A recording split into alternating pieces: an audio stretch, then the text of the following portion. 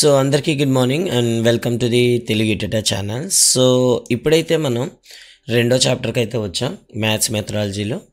ఈ మెథడాలజీ అనేది మనకి ఫస్ట్ ఇయర్లోనే ఉంటుంది అండ్ డిఎడ్ సెకండ్ ఇయర్లో కూడా ఉంటుంది. అదే మనం ఫస్ట్ ఇయర్లో చూసుకుంటే మనకు స్క్రీన్ పైన కనిపిస్తుంది చూసారా, గణితము, బోధనా సూత్రాలు మరియు బోధనా పద్ధతులు అని ఉంటుంది. అదే మీరు సెకండ్ ఇయర్ బుక్లో చూసుకుంటే 6 నుంచి 8 తరగతులకు గణిత బోధన అంటూ మనకైతే ఉంటుందన్నమాట.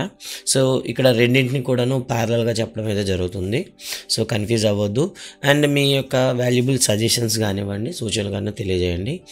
అండ్ ప్రాక్టీస్ ఎగ్జామ్స్ అయితే లాస్ట్ వీడియోలో చాలామంది కామెంట్ అయితే పెట్టారు. సో 2-3 డేస్లో మీకు కంప్లీట్ ప్రాక్టీస్ టెస్ట్లు అయితే ఫ్రీగా ఇవ్వడం అయితే జరుగుతుంది. సో జస్ట్ ఫాలో అవుతుండండి. కింద టెలిగ్రామ్లో లింక్లో జాయిన్ అవ్వండి, ఇప్పటికప్పుడు మీకు అప్డేట్స్ వస్తూ ఉంటాయి. ఇక చూసుకున్నట్లయితే స్టార్టింగ్లో మనకి ఇది లెసన్లో మనకి పరిచయం ఏమి ఇచ్చాడు అనేది ఒకసారి చూసుకుందాం. గణిత బోధన సూత్రాలు మరియు బోధన పద్ధతులు అని చెప్తూ డిపెప్ స్లోగన్ అయితే ఒకటి ఉందన్నమాట. మీరు చూడొచ్చు, if I can't learn the way you teach me, can you teach me the way I can learn. మీరు చెప్పే విధానంలో నేను నేర్చుకోలేకపోతే నేను నేర్చుకునే విధానంలో మీరు నాకు బాటం చెప్పండి అంటూ డిపెప్ స్లోగన్ అయితే ఉంటుందన్నమాట. సో దాన్ని మనం కంటిన్యూ చేస్తూ లోపలికి వెళ్ళినట్లయితే విషయ క్రమము, లక్ష్యాలు అయితే ఉంటాయి. సో ఇక్కడ మనకి పరిచయంలోకి డైరెక్ట్గా వెళ్దామండి. సో పరిచయంకి వెళ్ళేటప్పుడు మనకి ఇంతకుముందు ఏ విధంగా అయితే మన టెక్స్ట్ బుక్లో క్వశ్చన్తో స్టార్ట్ చేస్తారు, అలాగే ఇక్కడ ఇవ్వడం అయిందనమాట. నువ్వు పాఠశాలకు వెళ్ళే రోజులు జ్ఞాపకం ఉన్నాయా, నీకు లెక్కలంటే ఇష్టమేనా, నువ్వు లెక్కలు చేయడంలో ఆనందాన్ని పొందావా, నీవు లెక్కలు నేర్చుకోవడం మీ ఉపాధ్యాయులు శ్రద్ధ తీసుకునేవాడా, నీవు లెక్కలు అర్థం చేసుకోవడంలో ఇబ్బంది పడేటప్పుడు మీ ఉపాధ్యాయుడు సహకరించాడా, ఏ విధంగా సహకరించాడు, పాఠశాలలో నేర్చుకునే గణితాన్ని నీ జీవితంలో అనుసంధానం చేసావా అంటూ చాలా రకాల ప్రశ్నలు అయితే ఇవ్వడం అయితే జరిగింది. అయితే ఇక్కడ మనకు కావాల్సింది ఏంటంటే పరిచయంలో రచయిత మనకేం చెప్పదలుచుకున్నాడు. ఇక్కడ చూడండి, బోధన ఒక శాస్త్రం, బోధన ఒక కళ, బోధన ఒక నైపుణ్యం, విద్యార్థుల్లో ఆమోదయోగ్యమైన ప్రవర్తన మార్పులు తేవడమే బోధన ముఖ్య ఉద్దేశం. సో ఇక్కడే మనకు క్వశ్చన్ వేసేయచ్చండి. క్రింది వాటిలో బోధనకు సంబంధం లేనిది, బోధన ఒక వృత్తి, బోధన ఒక శాస్త్రం, బోధన ఒక కళ, బోధన ఒక నైపుణ్యం. అంటే బోధన ఎప్పుడు కూడా ఒక వృత్తిలో మనం చూడకూడదు, ఓకేనా? కాబట్టి సో ఇక్కడే మీరు ఆన్సర్ని అయితే ఎలిమినేట్ చేయాల్సి వస్తుంది. క్రింది వాటిలో బోధనకు సరికానిది ఏది అంటే మనం బోధన అనేది ఒక వృత్తి అని ఉంటుంది చూసారా, దాన్ని అయితే మనం తీసేయచ్చు. సో ఇక్కడ చూడండి, బోధన ఒక శాస్త్రము, కళ, నైపుణ్యము. అంతేకాకుండా అసలు బోధన యొక్క ప్రధాన ఉద్దేశం ఏమిటి, విద్యార్థుల్లో ఆమోదయోగ్యమైన ప్రవర్తనా మార్పులు తీసుకురావడమే. ఇది మనకి సైకాలజీ లెవెల్లో చదివి ఉంటాం.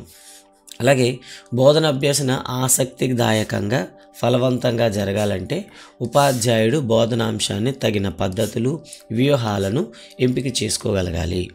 అంటే బోధన అనేది సక్సెస్ అవ్వాలంటే అక్కడ ఉన్న కాన్సెప్ట్కి అనుగుణంగా లేదా అంశానికి, విద్యార్థుల స్థాయికి, అక్కడున్న పరిస్థితులకు అనుగుణంగా సరైన బోధనా పద్ధతిని ఎంచుకోవాల్సి వస్తుంది. దానికోసం ముందుగా ఉపాధ్యాయునికి విద్యార్థి గురించి తెలియాల్సి ఉంటుంది. సో బోధన మనం చెప్పాం కదా, విద్యార్థి యొక్క స్థాయి తెలుసుకున్నప్పుడే మనం సరైన బోధనా పద్ధతిని ఎంచుకోవడానికి అవకాశం ఉంటుంది. దానివల్ల మనం చేసేటటువంటి బోధన విజయవంతమవుతుంది. అభ్యాసకుని స్వభావం, పిల్లల్లో ఉండే అంతర్గత శక్తులు, పిల్లల వైయక్తిక భేదాలు తెలియాలి. అలాగే వివిధ విద్యావేత్తలు సూచించిన అభ్యసన సిద్ధాంతాలు, గణిత బోధనలో వాటి అనువర్తనం, బోధన అభ్యసన ప్రక్రియ, సహజ అభ్యసన వాతావరణం, పిల్లల గణితాన్ని ఎలా అభ్యసిస్తారు అనే వాటిపై ఉపాధ్యాయుడికి అవగాహన కలిగి ఉండాలి. పిల్లల యొక్క మానసిక స్థాయి అని చెప్పుకున్నాం. అదేవిధంగా వాళ్ళు వ్యక్తిగతంగా ఇంట్లో ఉండేటప్పుడు వాళ్ళ యొక్క స్వభావం ఏమిటి, అలాగే మనకు తెలియాల్సింది పెడగాలజికల్గా మనకి కాస్త అనుభవం అంటే మనకు ఉండేటటువంటి టీచింగ్ మెథడ్స్ ఏవైతే ఉన్నాయో వాటిపైన మనకు ఒక అభ్యసనం, ఒక పట్టు ఉండాలి. అంతేకాకుండా వాటిని మనకు కావాల్సినటువంటి గణితంలో బోధించడానికి ఏ విధంగా అన్వయించుకుంటాము అనే దానిపైన కూడా అవగాహన అయితే ఉండాలి. మరీ ముఖ్యంగా బోధనా సూత్రాలు, గణిత బోధనా పద్ధతులు, ఉపగమాలు, వాటిని ఉపయోగించదగ సందర్భాలను ఉపాధ్యాయుడు తెలుసుకోవాలి. కాబట్టి ఇక్కడ మనకైతే మెథడాలజీ ప్రకారంగా నాలెడ్జ్ అయితే ఉండాలి అని ఇంట్రడక్షన్లో అయితే చెప్పారు. అదే మీరు సెకండ్ ఇయర్లోకి వెళ్ళారనుకోండి, సెకండ్ ఇయర్లోకి వెళ్ళేసరికి ఇక్కడ డైరెక్ట్గా మ్యాథ్స్ గురించి ఇంట్రడక్షనే ఉంటుందన్నమాట. ఇక్కడ చూడండి, గణితం నిజానికి కష్టమైన అంశమేమీ కాదు, ఇది కష్టమైన అంశంగా చేయబడింది అని చెప్తాం అనమాట. చిన్న పిల్లలప్పటి నుండే గణితం అంటే కష్టమని పిల్లల్ని మనం భయపెట్టి స్కూల్కి వచ్చేసరికి అది నిజంగా గణితం అంటే భయంగా ఉంటాడనమాట. సో గణితం పట్ల విద్యార్థులకు ఒక రకమైన భయాన్ని తల్లిదండ్రులు కల్పిస్తారు. గణితం అంటే చాలా కష్టంగా ఉంటుంది, తొందరగా అర్థం కాదు, కాబట్టి తరగతిలో ఉపాధ్యాయుడు చెప్పింది జాగ్రత్తగా వినాలనే సూచనతో మొదలుపెట్టి పాఠశాల నుండి తిరిగి రాగానే ముందుగా గణితానికి సంబంధించిన ఇంటి పని చేయాలని తొందర పెట్టడం, ఏదైనా ఒక లెక్క తప్పుగా చేస్తే విద్యార్థిని బాగా మందలించడం, లెక్కలు రాకపోతే జీవితం వృధా అనే ఒత్తిడి, చూసారా, లెక్కలు రాకపోతే జీవితం వృధా అవుతుంది అనే ఒక ఒత్తిడి కూడా పిల్లల్లో కల్పించడం అనేది గణితం పట్ల ఒక వ్యతిరేక భావన అనేది పిల్లల్లో ఏర్పడుతుంది. చూసారు కదా, ఇలాంటి కృత్యాలు చేయడం వల్ల ఇలా బడిలో చేరక మునిపే ప్రారంభమై బడి నుండి తిరిగి వచ్చాక కూడా పిల్లల పట్ల సాగే తల్లిదండ్రుల విపరీత వైఖరి వారిలో గణితం పట్ల తెలియని భయాన్ని రేకెత్తిస్తుంది. అంతేకాకుండా ఉపాధ్యాయుడు తరగతిలో పెట్టే భయం దీనికి మరో అదనం అనమాట. లెక్కలంటే ఆషామాషి కాదు, ఏమనుకుంటున్నాం, సాధారణంగా మనం క్లాసులో చూస్తూ ఉంటాం ఇలాంటి పదాలు అనేవి. అంటే ఉపాధ్యాయుడు చేసే మందలింపులు కూడా విద్యార్థుల గణితం పట్ల తీవ్రమైన భయాన్ని, గణిత అభ్యాసం పట్ల తీవ్రమైన ఆందోళనని కలిగిస్తున్నాయి. కాబట్టి మొత్తంగా బడిలోనూ ఇంట్లోనూ జరిగే అనాలోచిత చర్యల వల్ల చాలామంది విద్యార్థులు గణితం పట్ల ఒక అనవసరమైన భయాందోళన కలుగుతున్నారు. ఈ తరహా భయాన్ని విద్యార్థుల్లో పాలద్రోలి వారిలో గణితం పట్ల ఆసక్తి రేకెత్తించడానికి అనుసరించాల్సిన పద్ధతుల్లో ఆకర్షణీయమైన మంచి గణిత తరగతి గదిని రూపొందించడం అతి ప్రభావవంతమైన మార్గంగా మనకైతే సెకండ్ ఇయర్ బుక్లో అయితే చెప్పడం జరిగింది. అలాగే గణితం పట్ల అంటే మనకి ఫస్ట్ ఇయర్లో చెప్పింది ఏంటంటే బోధనా పద్ధతులు తెలిసి ఉండాలి, అలాగే విద్యార్థి స్థాయి తెలిసి ఉండాలి, అక్కడ పరిస్థితులు తెలిసి ఉండాలి అని చెప్తారు. అదే సెకండ్ ఇయర్లోకి వచ్చేసరికి ఒక కొత్త మాట అయితే వచ్చింది, గుడ్ మ్యాథ్స్ క్లాస్ రూమ్, మంచి గణిత తరగతి, అంటే ఆకర్షణీయమైన లేదా మంచి గణిత తరగతి గదిని రూపొందించడం అనేది సెకండ్ ఇయర్లో చెప్పడం జరిగింది. గణితం పట్ల సహజంగానే ఉండే భయాన్ని పారదోలేదిగా గణిత తరగతి గది ఉండాలి. అంటే ఇక్కడ చూసారా, గణిత తరగతి గది అనే దాన్ని హైలైట్ చేయడం జరిగింది. ఇందుకోసం ఉపాధ్యాయుడు తన తరగతి గదిని ఆకర్షణీయంగా తీర్చిదిద్దడంతో పాటు గణితం అభ్యసనం పట్ల విద్యార్థుల్లో ఉత్సాహాన్ని కలిగించి అతడికి ప్రేరణ కలిగించేలా తగిన ఏర్పాట్లు చేయాలి. ఇదంతా జరగాలంటే ముందుగా ఉపాధ్యాయుడు సన్నద్ధంగా ఉండాలి, ఉపాధ్యాయుడు రెడీగా ఉండాలి. మంచి గణిత తరగతి గదిని ఎలా తీర్చిదిద్దాలి, ఇందుకోసం ఉపాధ్యాయుడు నిర్వహించాల్సిన బాధ్యతలేవి మొదలైన అంశాల గురించి ఈ అధ్యాయంలో వివరంగా తెలుసుకుంటాము అంటూ పరిచయ వాక్యాలు అయితే మన సెకండ్ ఇయర్లో అయితే కనిపిస్తున్నాయి అన్నమాట. అంటే ఫస్ట్ ఇయర్లో మనకి methodology and student status, student level మనకు తెలియాలి, బోధన చేయాలంటే మనకు అభ్యసన సూత్రాలు తెలియాలి అని ఇంట్రడక్షన్లో ఇస్తే, సెకండ్ ఇయర్లో ఒక ఆకర్షవంతమైన గణిత తరగతిని తయారు చేయాలి అనే దాంతో స్టార్ట్ చేశారనమాట. అంటే రెండింటికి మొత్తంగా చూసుకుంటే ఉపాధ్యాయుడికి సబ్జెక్ట్ పైన, మెథడాలజీ పైన, విద్యార్థుల స్థాయి పైన, మనోభావాలపైన అవగాహన ఉండాలి. ఆకర్షవంతమైన తరగతి గదిని తయారు చేసే సంసిద్ధత కూడా ఉపాధ్యాయుడిలో ఉండాలి. ఇది మనకి పరిచయంలో తేలింది. ఇక లోపలికి వెళ్దాం. అభ్యాసకుని అవగాహన చేసుకోవడం, అసలు మన దగ్గరకు వచ్చేటటువంటి స్టూడెంట్ని మనం ఎలా అవగాహన చేసుకోవాలి అని దాని గురించి చూద్దాం. మన పాఠశాలలు ఎవరి కోసం ఉన్నాయి? సో ఇది చాలా ఇంపార్టెంట్. మన పాఠశాలలో జరిగే కార్యక్రమాలు ఎవరి కోసం చేస్తున్నాం అని ప్రశ్నించుకుంటే మన పాఠశాల పిల్లల కోసమే, మన పాఠశాలలో జరిగే కార్యక్రమాలన్నీ కూడా మన పిల్లల కోసమే అన్నది మనందరికీ తెలిసిందే. అంతే కదండి, మనం చేస్తుంది మన పిల్లల కోసమే. ఎవరైతే మన దగ్గర విద్యాజ్ఞానం తెలుసుకోవాలని వస్తున్నారో వాళ్ళ కోసమే మనం పనిచేస్తున్నాం. పిల్లలు సంపూర్ణ అభివృద్ధి మన లక్ష్యం. చూడండి, ఉపాధ్యాయుడిగా మన ప్రధాన లక్షణం ఏంటంటే వారి యొక్క సంపూర్ణ అభివృద్ధి సాధించింది. కాబట్టి పిల్లల సంపూర్ణ వికాసం కోసం పాఠశాలలు కృషి చేయాలి. పిల్లలు తమకు ఇష్టమైన పద్ధతిలో పాఠశాల బయట నేర్చుకుంటారు. సో ఇదంతా కూడా పాఠశాల విద్య మనం పేపర్లో చదివే ఉంటాం. ఇది అలవోకగా ఎన్నో విషయాలు నేర్చుకున్న మన పిల్లలు పాఠశాలలో మనం ఆశించినట్లు నేర్చుకోవడం జరగడం లేదు. పిల్లల్లో మనం ఆశించిన అభ్యసనం జరగాలంటే అందుకు అనుకూలమైన కృత్యాలు, కార్యక్రమాలు రూపొందించుకోవాలి. ఇది కరెక్టేనండి. ఇది 100% మనం అలవాటు చేసుకోవాలి. మనం పిల్లలకి ఏదైతే బోధిస్తున్నామో అది వాళ్ళకి ఏ విధంగా కావాలనుకుంటున్నారో మనం తెలుసుకోగలిగితే అదే మార్గంలో వెళ్ళినట్లయితే పెద్ద శ్రమ పడాల్సిన అవసరం ఉండదు. అది కూడా పెద్దగా మనం టీఎల్ఎం కూడా తయారు చేయాల్సిన అవసరం ఉండదు. ఇది రూపొందించుకోవాలంటే ముందుగా మనం పిల్లల్ని అర్థం చేసుకోవాలి. పిల్లల ఇష్టాలను అర్థం చేసుకోవాలి. ముఖ్యంగా ప్రాథమిక తరగతిలో పిల్లల్లో సమగ్ర వికాసం కలిగించాలంటే, ప్రైమరీ స్కూల్లో సమగ్ర వికాసం కలిగించాలంటే ఉపాధ్యాయుడు ముందుగా పిల్లల స్వభావాన్ని, వారి అంతర్గత శక్తులను, వారు గణితాన్ని అభ్యసించే విధానాన్ని తెలుసుకోవాలి. అందుకు అనుగుణమైనటువంటి కార్యక్రమాలు రూపొందించుకోవాలి. ఇది మరి ప్రాథమిక తరగతిలో పిల్లల యొక్క స్వభావం ఎలా ఉంటుంది. సో ఇక్కడ మీకు ఇబ్బంది పెట్టడానికి ఒక మార్కు ప్రశ్న అడగడానికి అవకాశం ఉంటుంది. చూడండి, సాధారణంగా ప్రాథమిక స్థాయిలో పిల్లలకు ఉండే స్వభావం ఏంటి? చూడండి, కొత్త విషయాలు గుర్తుపెట్టుకోండి. కొత్త విషయాలు తెలుసుకోవడానికి ఆసక్తి చూపిస్తారు. విషయాన్ని అర్థం చేసుకోవడానికి ప్రయత్నిస్తారు. కొత్త విషయాన్ని అర్థం చేసుకోవడం. అంతేకాకుండా వాళ్ళకి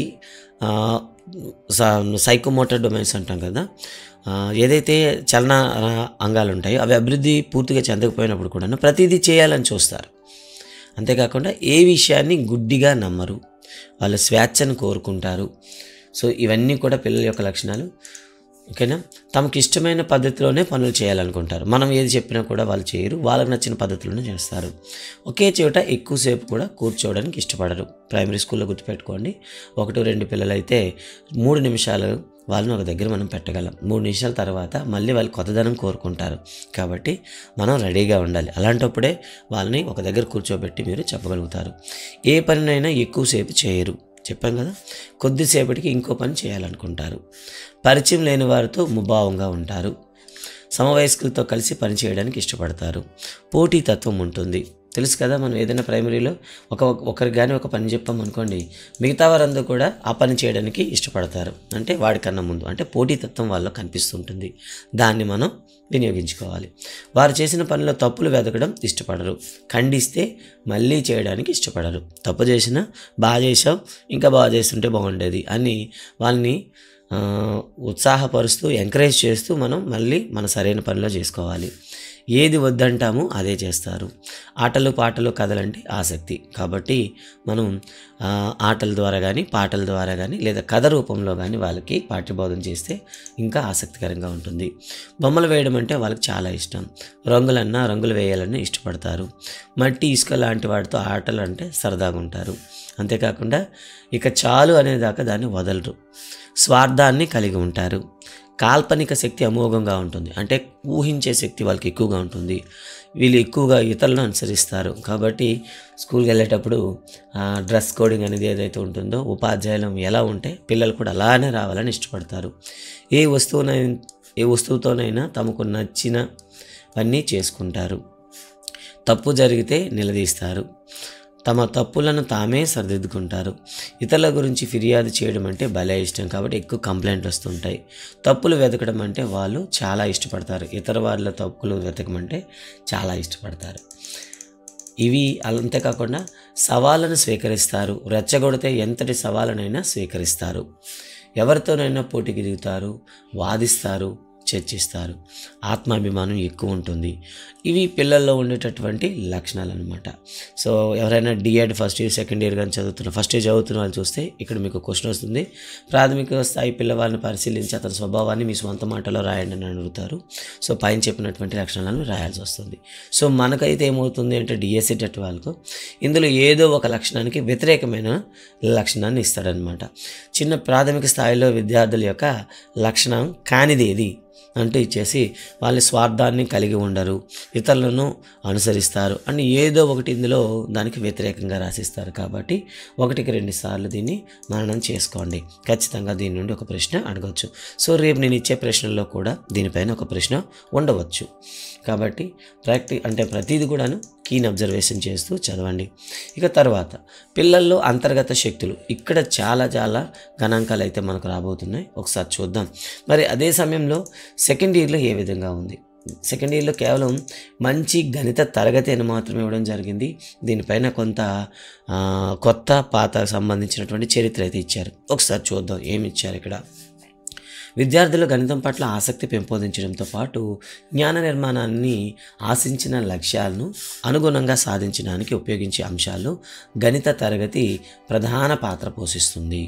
సో అప్పర్ ప్రైమరీ స్కూల్ అని చెప్తాం, యూపీ స్కూల్లో పిల్లలు ఏదైనా నాలెడ్జ్ సంపాదించారంటే సో ఫస్ట్ రోల్ అనేది ఎవరు చూస్తారంటే మ్యాథమెటిక్స్ ఉంటుంది. ఓకేనా? ఎందుకంటే తార్కికంగా ఆలోచించే లక్షణాలు ఇక్కడ వస్తాయి కాబట్టి. సర్వసాధారణంగా గణిత తరగతి అనగానే విద్యార్థులు సహజంగా కొంత భయాందోళనకు గురి అవుతారు. గణితం పట్ల వారికి ఏర్పడిన సహజ భయం ఇందుకు ఒక కారణమైతే, అనాసక్తంగా ప్రేరణరహితంగా ఉండే తరగతి గది వాతావరణం మరో కారణమవుతుంది. అంటే ఉపాధ్యాయులు చేసే పొరపాటు కూడా వాళ్ళని గణితం పట్ల దాన్ని ఏమంటారు అయిష్టతను కూడా కలిగించేటట్టు చేస్తాయి. మరి దీనికి సంబంధించి ఒకసారి చూద్దాం.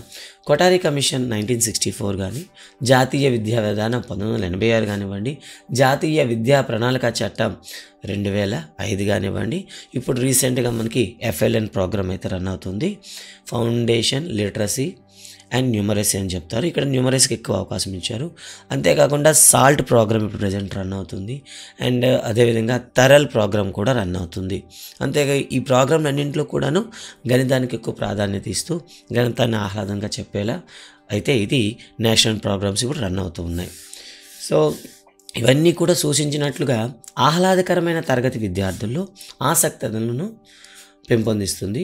అభ్యసనం పట్ల వారిలో ఉత్సాహాన్ని పెంచి గణిత అభ్యాసనం పట్ల వారు మొగ్గు చూపేలా చేస్తుంది అని చెప్పడం అయితే జరిగింది. అంతేకాకుండా భారత ప్రభుత్వం మానవ వనరుల అభివృద్ధి మంత్రిత్వ శాఖ, దీన్ని ఏమంటాం MHRD అని పిలుస్తాం. సో సెంట్రల్లో మనకి విద్యాశాఖ అని ఉండదు, MHRD అని ఉంటుంది.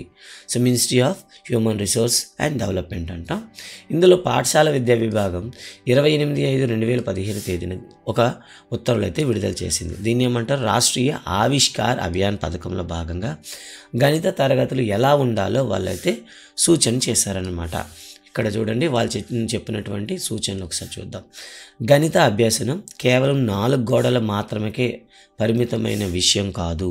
తరగతి లోపల బయట కూడా విద్యార్థిని గణితం అధ్యయనం పట్ల అనురక్తిని చేసేలా విద్యా విధానం ఉండాలి. విద్యార్థుల్లో గణితం పట్ల ఉత్సాహం కలిగించేలా తరగతి లోపల బయట కూడా వాతావరణాన్ని తీర్చిదిద్దాలి అని వాళ్ళ యొక్క జీవోలు అయితే చెప్పడం జరిగిందనమాట. కాబట్టి గుర్తుపెట్టుకోండి, ఈ స్టేట్మెంట్ ఇచ్చేసి ఇది ఏ పథకంలో భాగంగా కేంద్ర ప్రభుత్వం దీన్ని ముద్రించింది అంటే రాష్ట్రీయ ఆవిష్కార్ అభియాన్ 2015 మే 28 విడుదల చేసిన వాళ్ళు ఇండియన్ MHRD, గుర్తుపెట్టుకోండి. సో ఇలా ఆసక్తికరంగా బోధన జరగాలని మనకి ఒక ఆదేశాలు అయితే ఇవ్వడం జరిగింది. పాఠశాలలో గణితం ప్రయోగశాలలు ఏర్పాటు చేయాలి, అంటే మ్యాథ్స్ ల్యాబ్స్ ఉండాలి. గణిత ఉపాధ్యాయులకు వ్యుత్యంతర శిక్షణ ఇవ్వడం, ఆధునిక సాంకేతిక పరిజ్ఞానాన్ని గణిత బోధనలో ఉపయోగించేలా ఉపాధ్యాయులకు తగిన తర్ఫీదు ఇవ్వడం, గణిత బోధనోపకరణలు సరఫరా చేయడం మొదలైనవి ఈ పథకంలో భాగంగా భారత ప్రభుత్వం చేపట్టింది. సో ప్రజెంట్ అయితే ఈరోజు డేట్ వచ్చేసి మీకు ఆగస్టు 8, 2023.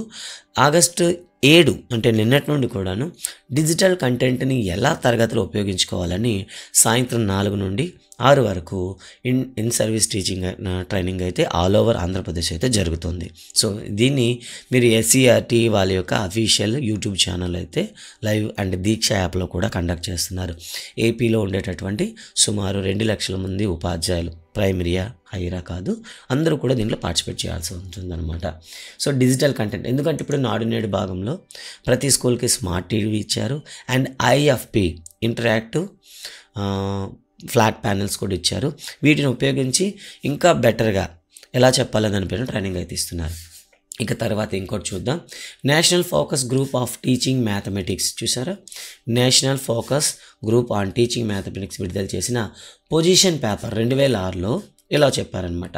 గణితాన్ని ఒకరితో ఒకరు తోటి విద్యార్థులతో మాట్లాడాల్సిన అవసరంగా, వారిలో వారు చర్చించాల్సిన అంశంగా, సమాచారాన్ని అందరికీ పంపించాల్సిన విషయంగా, ఇతరులతో కలిసి పనిచేయాల్సిన అంశంగా విద్యార్థులు భావిస్తారు. అంటే గణితం అంటే వాళ్ళు మాట్లాడుకోవాలి, వాళ్ళ ఫ్రెండ్స్తో మాట్లాడుకోవాలి, ఇతరులతో డిస్కస్ చేయాలి. అంతేకాకుండా ఇన్ఫర్మేషన్ ఏదైతే ఉందో దాన్ని సెండ్ చేయాలి. అలాగే ఇన్ఫర్మేషన్ అనేది ఇతర విద్యార్థులతో షేర్ చేసుకోవాలి అండ్ కలిసి పనిచేయాలని వాళ్ళు అనుకుంటారు. కాబట్టి గణితాన్ని విద్యార్థుల జీవితానుభవంలో ఒక భాగంగా తీర్చిదిద్దాల్సిన అవసరం ఎంతైనా ఉంది. అంటే రియల్ లైఫ్, వాళ్ళ యొక్క డైలీ లైఫ్లో, అంటే వాళ్ళ నిజ జీవితంతో అనుసంధానం చేసి వాళ్ళకి గణితం మనం చెప్పాలి. అప్పుడే గణితాన్ని నిజంగా విద్యార్థులకు బోధించినట్లు అవుతుంది అంటూ పేర్కోవడం జరిగింది. అంటే మొదటిది మీకు తీసుకొచ్చింది ఏంటి, ఈజీగా చేయాలి. రెండోది ఏమి ఇచ్చారు, సో విద్యార్థులు డిస్కషన్ మోడ్ గుర్తుపెట్టుకోండి, చర్చ లేదా మాట్లాడాల్సిన అవసరంగా, చర్చించాల్సిన అంశంగా, సమాచారాన్ని పంపించాల్సిన విషయంగా, అలాగే కలిసి పనిచేయాల్సిన అంశంగా అని వస్తే మీరు national focus group on teaching mathematics వాళ్ళ పొజిషన్ పేపర్ 2006 అని గుర్తుపెట్టుకోండి. ఈ విధంగా ఈ డెఫినేషన్స్ కూడా మనకు అవసరం లేదు. గణితం 4 గోడలకే పరిమితం కాకూడదు, లోపల బయట ఉండాలి, అంత ఉత్సాహంగా ఉండేటట్లు చేయాలి అని 4 గోడలను వస్తే, సో మీరు గుర్తుపెట్టుకోండి రాష్ట్రీయ ఆవిష్కార అభియాన్ అనమాట. ఓకేనా. సో ఇక్కడ ఈ 2 పాయింట్లోనే మనకి కొత్తగా కంఠస్థ పెట్టాల్సిన అంశాలు అయితే ఇవ్వడం అయితే జరిగింది సెకండ్ ఇయర్లో. ఇక తర్వాత మంచి గణిత తరగతి లక్షణాలు అంటూ ఇక్కడైతే ఇవ్వడం జరిగింది సెకండ్ ఇయర్లో. ఇప్పుడు మళ్ళీ ఫస్ట్ ఇయర్కి వెళ్దాం. ఫస్ట్ ఇయర్లో మనకేముంది, పిల్లల అంతర్గత శక్తులను ఎలా గుర్తిస్తాము. సో ఇప్పటికే 20 minutes అయింది అండ్ నెక్స్ట్ వీడియోలో అయితే దీన్ని కంటిన్యూ చేద్దాం. సో ఈ వీడియోలో మీకు ఎక్కడెక్కడైతే క్వశ్చన్ అడగడానికి అవకాశం ఉంటుందో దాన్ని హైలైట్ చేశాం కదా, వాటిని ఒకసారి 1-2 సార్లు చర్చించుకోండి. సో ప్యారలల్గా ఫస్ట్ ఇయర్ సెకండ్ ఇయర్ రెండూ చెప్తున్నాం. సో ఎవరికైనా ఇబ్బంది ఉంటే, సో మీ యొక్క వాల్యుబుల్ సజెషన్స్ అయితే కామెంట్స్లో చెప్పండి. డెఫినెట్గా మీరు ఇచ్చినటువంటి సజెషన్, సో ఇప్పుడే మనం చెప్పాం కదా డిపెప్ స్లోగన్, నాకు వచ్చే విధంలో కాదు, మీకు ఏ విధంగా కావాలో ఆ విధంగా చెప్పడానికి అయితే ట్రై చేస్తున్నాను. అండ్ బెటర్ ఛానల్ని సబ్స్క్రైబ్ చేయండి, మీ ఫ్రెండ్స్ అందరికి షేర్ చేయండి. Thank you very much. Practice exams only methodology అయితే ప్రిపేర్ చేస్తున్నాం. అదేవిధంగా 6th, 7th, 8th, 9th కొత్త సిలబస్ మీద టెస్ట్లు అయితే రెడీ అవుతున్నాయి. ఇంగ్లీష్ మీడియంలో అయితే రెడీగా ఉన్నాయి, తెలుగు మీడియంలో తొందరలో తయారు చేసి మీ ముందు తీసుకొస్తాం. థ్యాంక్ యూ వెరీ మచ్ ఛానల్ని ఆదరించినందుకు అందరికీ. సో మరిన్ని అప్డేట్స్ కోసం బెల్ ఐకాన్లో ఆల్ నోటిఫికేషన్ ఎనేబుల్ చేసుకోండి. Thank you very much. జై హింద్.